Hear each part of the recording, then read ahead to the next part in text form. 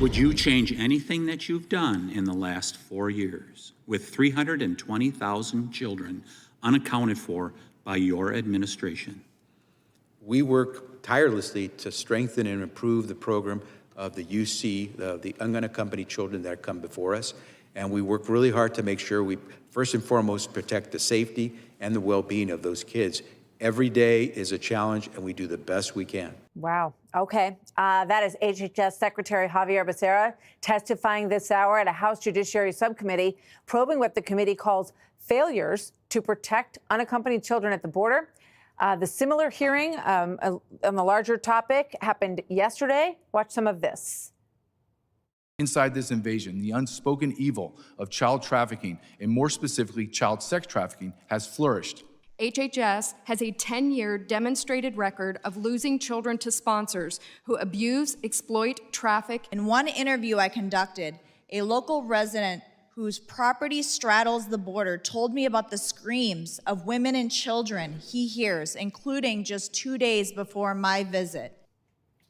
Okay, that was Allie Hopper, who joins me now. She is a human trafficking expert and a researcher and consultant for Sadolsky Enterprises. Allie, we watched your testimony yesterday. Obviously, this is such a horrifying situation that is happening to so many of these kids. I want to play this, though, from the hearing today. This is Representative Jayapal of Washington. This is what she told the participants in the room. Watch. Let's just be clear, these children are not lost. HHS's legal authority ceases once an unaccompanied child is united with a sponsor, usually a parent or a close relative. While HHS conducts 3 follow-up calls to ensure that everything is going well between a sponsor and a child, the agency has no ability to force their way into the home. Soon, Republicans will not have anyone to blame. In a few short weeks, they will have full control of the government. So, Allie, these kids, they're all with family members, and they all get 3 phone calls, so not to worry. Do you agree? Yeah, absolutely. I mean, since when in the history of America have we allowed 3 phone calls to be sufficient to check on the well-being of any child? So tell me about, the reality here, because let me just look at this, okay? This is DHS Inspector, their general report. ICE personnel identified children in unsafe conditions, but said they couldn't do anything. ICE personnel explained they had identified unaccompanied children in unsafe conditions, were unable to intervene. One ICE officer expressed concern with not being able to take action in a case because a UC, as they call them, whose sponsor claimed the UC was in an inappropriate relationship with her husband. What is going on here, Allie? It's absolutely horrible. These are minors. These are children.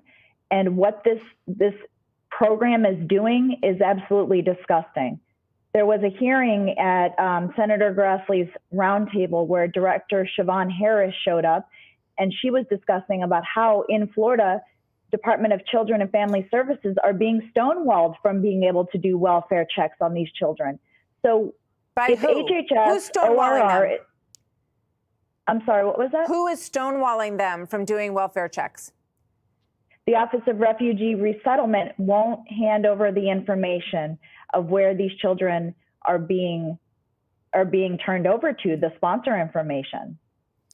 Allie, we watched your testimony. We thank you very much, Allie Hopper, for joining us. This is a brutal reality that is unfolding right here in the United States. And City of Dreams is a movie that is based on real stories of these children. I really encourage everybody to watch it. It'll open your eyes in a horrifying way, but it's something we need to be realistic about, and we need to help these kids. Allie, thank you very much. Thank you. Hey, Sean Hannity here. Hey, click here to subscribe to Fox News YouTube page and catch our hottest interviews and most compelling analysis. You will not get it anywhere else.